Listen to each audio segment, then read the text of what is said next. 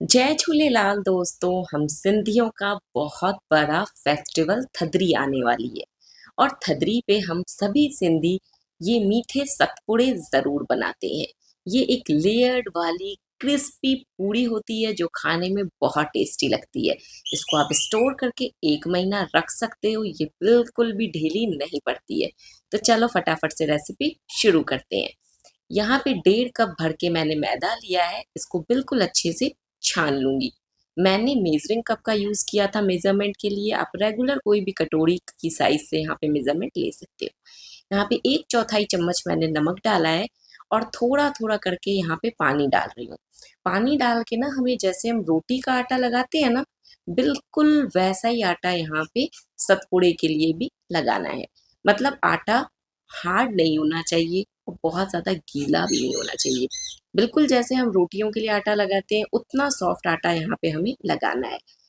ये आटा हमारा लग गया है, हाथों पे काफ़ी ज़्यादा आटा चिपक रहा है, तो इसीलिए थोड़ा-सा यहाँ पे मैं इसमें ऑयल डाल रही हूँ। एक बार इसको रीहीट करूँगी, जिससे ये जो आटा है ये हमारे हाथों में चिपकना बंद हो जाएगा। क्योंकि ये मैदा है ना, तो मैदा जब तक अच्छे से नीड नहीं होगा वो थोड़ा बहुत हाथों में चिपकेगा। इसको ढक के 10 मिनट साइड रेस्ट करने के लिए रख देंगे। तब तक यहाँ पे हम एक साटा बनाएंगे।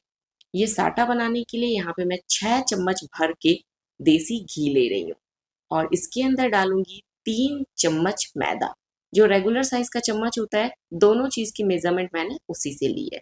दोनों को बिल्कुल अच्छे से मिक्स करेंगे। अगर ये ज्यादा सूखा लगेगा तो इसमें थोड़ा सा घी मैं और डालूंगी। 3 से 4 चम्मच के जितना आप यहाँ पे मैदा डालना। मैंने 4 चम्मच डाला है क्योंकि चम्मच इतना ज़्यादा बड़ा नहीं है। और यहाँ पे 6 चम्मच देसी घी डाला है। दोनों को बढ़िया से मिक्स किया। देखो ये काफ़ी ड्राई है ना, तो इसमें 2 चम्मच घी और डालूंगी। और ये नहीं सोचना कि बहुत ज़्यादा है, बिल्कुल भी नहीं बचेगा, ये पूरा का पूरा अभी खत्म हो जाएगा। तो इसको बिल्कुल अच्छे से मिक्स करेंगे और कंसिस्टेंसी दिखा रही हूँ कि कितना थिक आपने साटा बना के रेडी करना है। ये देखो, ऐसी कंसिस्टेंसी का साटा आपने भी बनाना है। इतना थिक ये होना चाहिए, तभी आपके सतपुड़े बढ़िया बनेंगे, उनकी लेयर्स खुलेंगी। मैदे को रेस्ट करते हुए 10 मिनट का समय हो गया है। एक बार इसकी रीनीडिंग करेंगे ताकि आटा चिकना हो जाए। तो थोड़ा सा इस पे घी लगाया है। इसको बढ़िया से 5 मिनट तक ऐसे नीड कर लूंगी, जिससे एकदम स्मूथ आटा यहाँ पे हमारा रेडी होगा। अब ये आटा बिल्कुल भी हाथों पे नहीं चिपक रहा है। आटे को मैंने 5 मिनट तक अच्छे से नीड कर लिया है। अब इस आटे में से इक्वल साइज के 5 बॉल्स मैंने बना लिए हैं। अब इन पांचों बॉल्स में से हमें 5 पतली रोटियां बेलनी है। पहले के टाइम पे हम क्या करते थे, पहले प्लेट में पांचों रोटियां बेल के रखते थे। उसके लिए हमें 5 प्लेट भी लगती थी, क्योंकि हर एक प्लेट में एक रोटी रखते थे। आज मैंने थोड़ा डिफरेंट ट्रिक यहाँ पे फॉलो किया है। पहले मैं एक रोटी बेल रही हूँ और रोटी एकदम पतली बेलनी है। सूखे मैदे में इसको डस्ट करके एकदम पतली सी रोटी यहाँ पे हम बेल लेंगे। देखो एकदम पतली रोटी बेली है ना। अब इसको रखूंगी प्लेट में। जिस प्लेट में ये रोटी रखूंगी उसमें पहले से ही सूखा मैदा थोड़ा सा ऐसे मैंने डस्ट कर दिया है, ताकि ये रोटी उस पर चिपके नहीं। हाँ, अच्छे से मैदा डस्ट करना, वरना रोटियां निकलेंगी नहीं, क्योंकि सारी रोटियां हम एक ही प्लेट में रखने वाले हैं। अब यहाँ पे मैंने दूसरी रोटी बेली। अब क्या करूंगी, पहली रोटी पे तैयार साटा लगाऊंगी। यहाँ पे आप चाहो तो इसे ब्रश से लगा सकते हो या फिर स्पून से लगा सकते हो। मुझे फिंगर से लगाना बहुत कन्वीनियंट लगता है, क्योंकि इससे एकदम इक्वल साटा चारों तरफ फैलता है। तो इसीलिए मैं इसको फिंगर से लगाना प्रेफर करती हूँ। बिल्कुल चारों तरफ अच्छे से इवन फैलाते हुए इसको मैं स्प्रेड करूंगी इस तरीके से। अब इसके ऊपर चारों तरफ हम सूखा मैदा स्प्रिंकल करेंगे। ध्यान रखना, सूखा मैदा चारों तरफ स्प्रिंकल होगा, तभी सतपुड़े की लेयर्स खुलेंगी। अगर सिर्फ आपने बीच बीच में स्प्रिंकल किया ऐसे और चारों तरफ किनारों में स्प्रिंकल नहीं किया, तो लेयर्स नहीं खुलेंगी। मैंने अच्छे से चारों तरफ सूखा मैदा स्प्रिंकल किया है और उसके बाद ये इसके ऊपर दूसरी रोटी रख दी है। फिर से इसके ऊपर तैयार साटा लगाऊंगी और इसके ऊपर सूखा मैदा स्प्रिंकल करूंगी चारों तरफ से, और तीसरी रोटी रखूंगी। जो सूखा मैदा मैं स्प्रिंकल कर रही हूँ ना, वो तकरीबन 1 चम्मच के जितना एक रोटी में स्प्रिंकल हो रहा है। बस हाँ, ध्यान रखना फैलाते हुए उसने स्प्रिंकल करना है। ऐसा नहीं कि सिर्फ बीच बीच में करो, किनारों पे नहीं करो, क्योंकि जहां सूखा मैदा नहीं लगेगा वहां से आपकी लेयर्स नहीं खुलेंगी। इसी तरीके से मैं पांचों रोटियां इसी एक ही थाली में रखूंगी। यहाँ पे मैंने 5 थालियां नहीं ली हैं।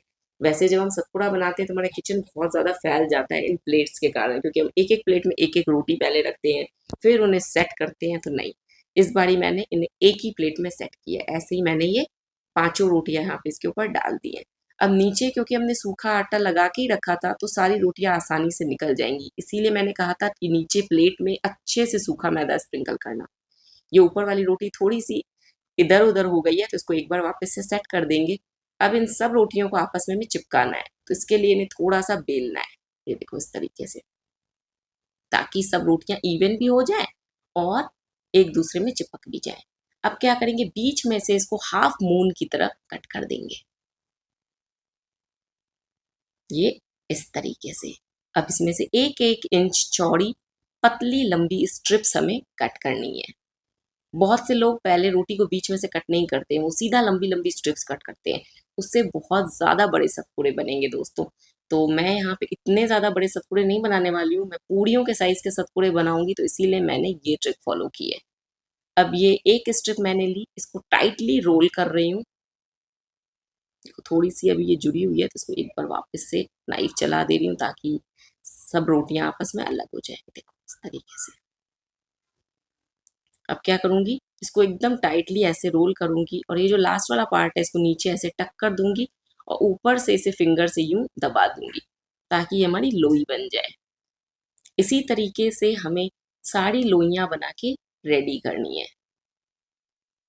एकदम टाइटली रोल करेंगे और जो लास्ट वाला पार्ट है उसको नीचे की तरफ टक करेंगे और ऊपर वाले हिस्से को फिंगर से यूं दबा देंगे। दोनों अंगूठे से मैं इसको हल्का हल्का प्रेस करके फ्लैट कर रही हूँ।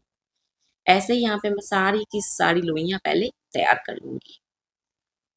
आप चाहो तो अगर इसको फिंगर से आपको दबाने में दिक्कत आ रही है तो अपनी हथेली से या ऐसे चकले पे रख के भी इसको फिंगर से दबा सकते हो।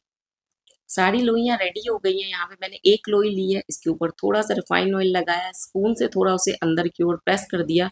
अब इसको हम बेलेंगे। यहाँ पे इसको बेलने की भी ट्रिक है, या तो बेलन अपने तरफ चलाओगे या इसको बैक साइड चलाओगे, लेकिन दोनों तरफ नहीं चलाओगे। जैसे हम रोटी बेलते हैं तो हमारा बेलन आगे पीछे चलता है, उस तरीके से सतपुड़े में बेलन नहीं चलेगा। अगर वैसे बेलन चला दिया तो वो सतपुड़े की लेयर नहीं खुलेंगी, ये गारंटी है। या बेलन अपनी तरफ चलाना है या पीछे की तरफ, मतलब अपनी उल्टी डायरेक्शन में चलाना है। और एकदम हल्का हाथ रखना है इसको बेलते टाइम, बिल्कुल भी प्रेशर दे के इसको नहीं बेलना है। ये देखो, इसको या तो ऐसे पीछे बेलोगे या आगे बेलोगे। देखो इस तरीके से। ऐसे नहीं बेलना है कि एक ही टाइम पे आप दोनों तरफ बेलन चला रहे हो, आगे भी और पीछे भी। वैसे चलाओगे तो सतपुड़ा की लेयर्स नहीं खुलेंगी। और इसको बहुत ज्यादा मोटा भी नहीं बेलना है और बिल्कुल पापड़ जैसा पतला भी नहीं बेलना है। मीडियम यहाँ पे हमने इसको बेलना है, मतलब मीडियम थिकनेस का इसको बेलना है। यहाँ पे एक हैवी बॉटम की कढ़ाई ली है, इसमें रिफाइंड ऑयल डाला है।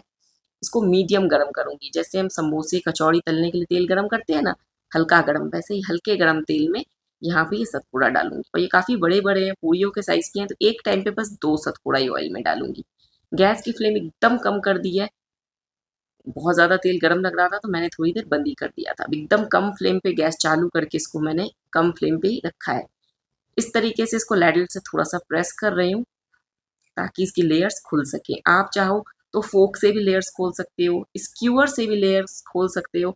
और अगर अच्छे तरीके से आपने साटा और सूखा मैदा स्प्रिंकल किया होगा ना, तो लेयर्स मेरे तरीके से खुद ब खुद ही खुलेंगी। आपको इसे खोलने की जरूरत ही नहीं पड़ेगी। ये कितनी बढ़िया लेयर्स खुल के आई हैं।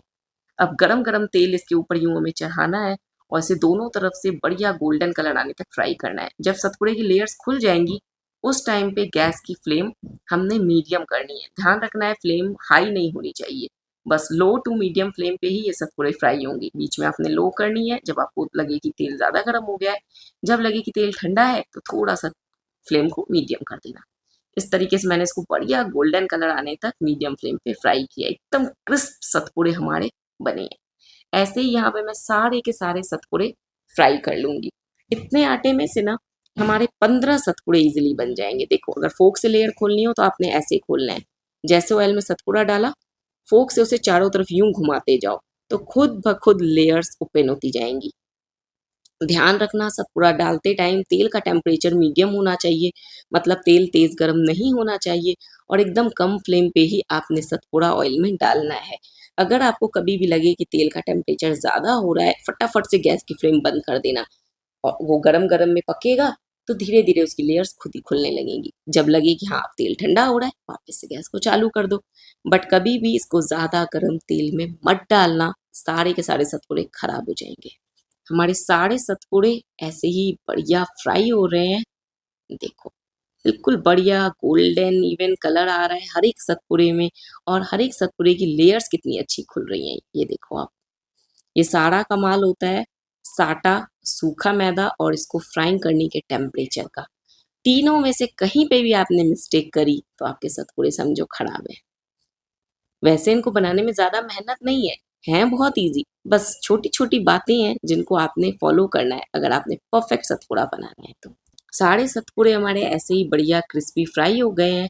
अब गरम-गरम सतपुड़े पे मैं यहाँ पे चीनी का पाउडर स्प्रिंकल करूँगी।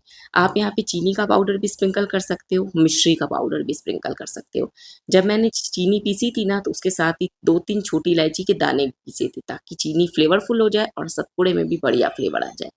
तैयार सतपुड़े को मैंने गार्निश किया है बारीक कटे पिस्तों के साथ। बहुत ही ज़्यादा टेस्टी क्रिस्पी सतपुड़े तैयार हैं। जब हम ये अपने घर की बेटियों को देते हैं ना तो एक-एक सतपुड़े को एक-एक पैकेट में पैक करके देते हैं ताकि इनकी क्रिस्पनेस बरकरार रहे। आप इन्हें एयरटाइट डब्बे में स्टोर करके रख सकते हो। ये 1 महीने आराम से चल जाते हैं।